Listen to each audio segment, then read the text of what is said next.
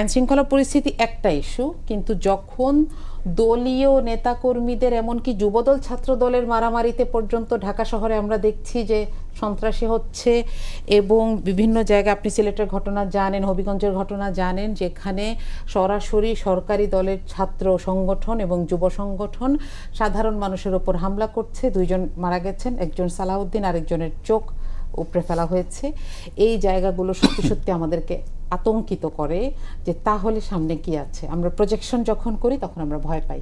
তো এটা দিয়ে মূল্যায়ন করতে গেলে আমার মনে হয় যে আমরা বাকি জায়গাগুলোতে, এমনকি দেখেন সরকারের যেটা আসল একটা ইউনিক সেলিং পয়েন্ট ছিল নির্বাচনের আগে, ফ্যামিলি কার্ড, সেটার বিতরণেও আমরা দেখছি যে চরম অব্যবস্থাপনা দেখা দিয়েছে এবং এইটাকে দলীয় দৃষ্টিকোণ থেকে হিসাব করা হচ্ছে।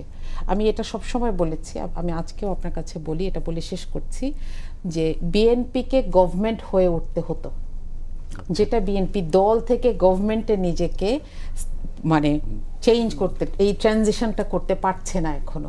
এটা আমার কাছে সবচাইতে বড় ফেলিওর মনে হয়।